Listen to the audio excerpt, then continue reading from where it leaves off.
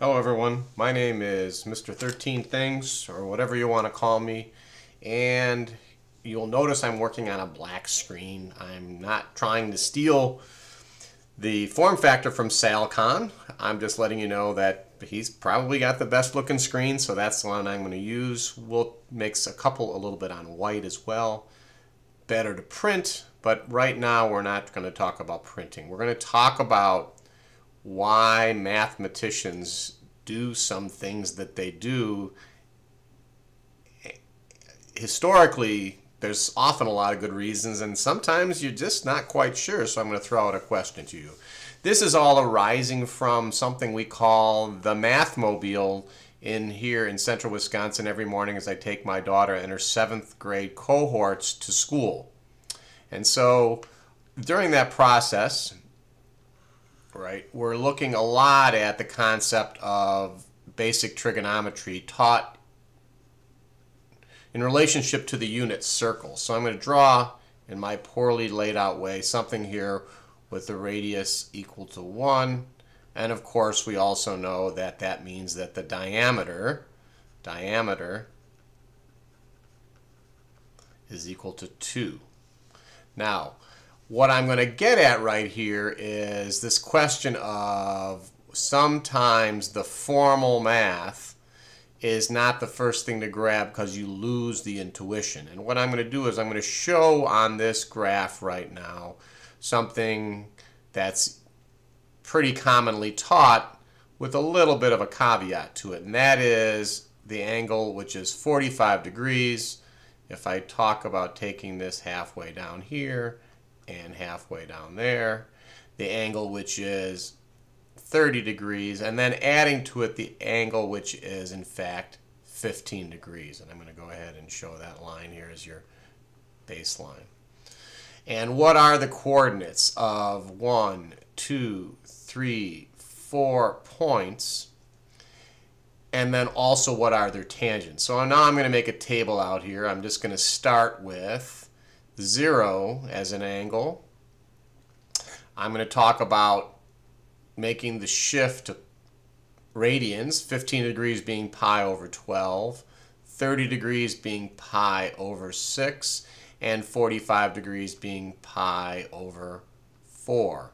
And eventual realization that once you know these values on here, you know a whole lot more than you would think about not only trigonometry, but also about some really important basic algebra skills. So first off, let's put down on the bottom here probably the first way, if you're going to really imprint on a kid before they know anything about anything, what is the definition of tangent in a kind of algebraic way. It is in fact the sine over the cosine, or in fact in a geometric way, and this is the case for 45 degrees actually, either this distance or probably more importantly that distance there. That is what the tangent is. And eventually, or not even eventually, how about really early just remembering or teaching that when you say a squared plus b squared equals c squared, that you know that in the fact sine squared plus cosine squared equals 1. Now, these are not necessary to do what we're going to talk about doing right here, which is to memorize the points, x and y coordinates of the points at 0, pi over 12, pi over 6, or pi over 4. So we're just going to say up here x and y, and those of you know eventually this is going to be cosine and sine, and then we're going to eventually say y over x, which is going to be tangent. Logically, if you draw this picture out, you will see that for the 0, the x is 1 and the y is 0. There is one other logical spot here. If you drafted this by dividing this in half and this line in half, that pi over 6 logically has a y of 1/2. Because as you draw this, very typically you're also drawing then what would be the 60-degree line, and that will come into the game in a little bit. realizing in some way, shape, or form that there's a number pattern that deals with these 3 points is how most good trig is taught. I'm sorry, not these 3, but these 2 points. And usually it's the 2 points combined with this one right there. But you have to realize that by knowing this knowledge down there, one can very quickly come to the fact that you have the x value here is the square root of 3 over 2. This is at the 30 degrees. And the values at 45 are the square root of 2 over 2 and the square root of 2 over 2. Knowing that these are what they particularly are is not as important perhaps as knowing that they are the same, that you go in a 45 degree, your up and over is exactly the same. Right now you'll see the number pattern that's often taught, and we'll cover that in a separate video, or you probably are having it taught to you that way anyway. Underneath this pattern, realize there's a 1, 2, 3 pattern with everything divided by 2. That covers you for pi over 4 and pi over 6, but what about this pi over 12, which effectively is 15 degrees? What is the number pattern that emerges there? And in this case, you have to know that the x is larger than the y, and you start to know that it's a 2, 4, 6, whoops, with the square root over the tops. And then for the y, it's a 2, 4, 6 with the square root here. Now, is that worth learning? I hope that you'll see later in terms of memorizing the tangent here and some of the patterns that get disguised in mathematics. You will see that recognizing that this fun little number pattern is learnable, right? And it is something that empowers someone in terms of knowing, if you know these 1, 2, 3, 4 angles, that you know all the rest of the angles around the circle and you don't leave any gaps in your learning. That's my hope. So let's now look at what the tangent of pi over 4, or the tangent of 45 by rote. It's one thing over the other, so it's the square root of 2. The sine over the square root of 2 over 2 is the cosine, and this is equal to 1.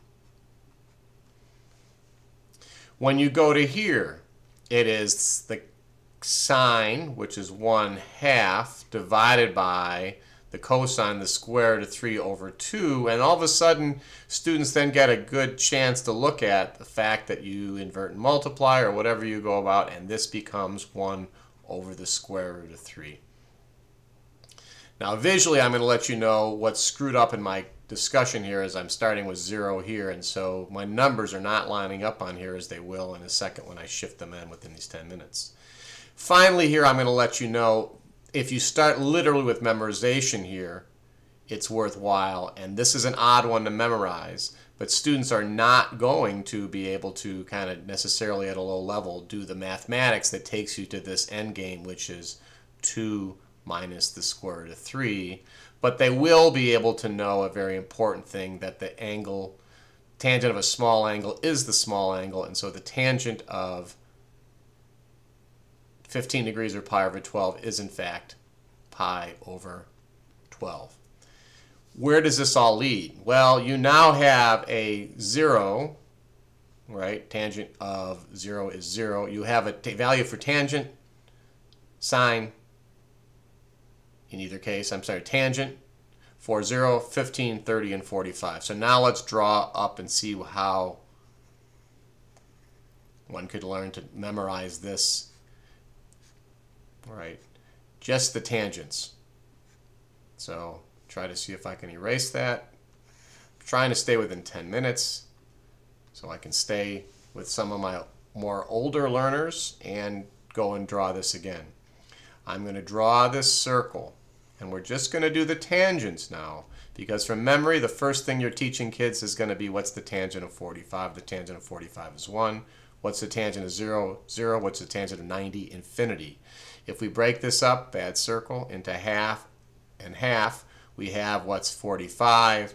We have what in fact is badly drawn, 30, and then we have what is 60, and then we can infer or do whatever we want to get 15 and 75. And now if I now just do the tangents, if I know that this is 0, and for now let's just say that this is pi over 12, and this in fact is 1 over the square root of 3, and 45 is 1. Now to get 60, you invert the 1 over the square root of 3 and you get square root of 3, and then to get 75 you invert the pi over 12 and you get 12 over pi. And so you start to see, I'll do it again now, just in a table here, 0, pi over 12, pi over 6, pi over 4. This becomes pi over 3, which is 60 degrees, and 5 twelfths. Pi is your 75, and then, of course, pi over 2. What are the tangents? The tangents are 0. They are pi over 12, though not exact. Later on, it's 2 minus the square root of 3. The next one, of course, is 1 over the square root of 3, and you don't want to simplify, though the mathematicians want you to. And then you do 1 for pi over 4, and then you flip. This becomes the square root of 3, and you do in fact show it over 1. This becomes the flip of 12 over pi, and the flip of 1 over 0 is infinity. Perhaps, maybe, this is the first thing to learn, because you can start to see about inversion. But otherwise, going back to learning just the first 45 degrees, 0, pi over 12, pi over 6, and pi over 4, gets you a long way to ownership of the sine, cosine, and tangent of any point on a circle. So I won't necessarily clean this up, but next time we'll go through and talk about what in fact isn't the approximation, what in fact is the tangent of 15 degrees, and it is in fact 2 minus the square root of 3. In other words, a little bit less, a little bit more than 0. Thanks for listening.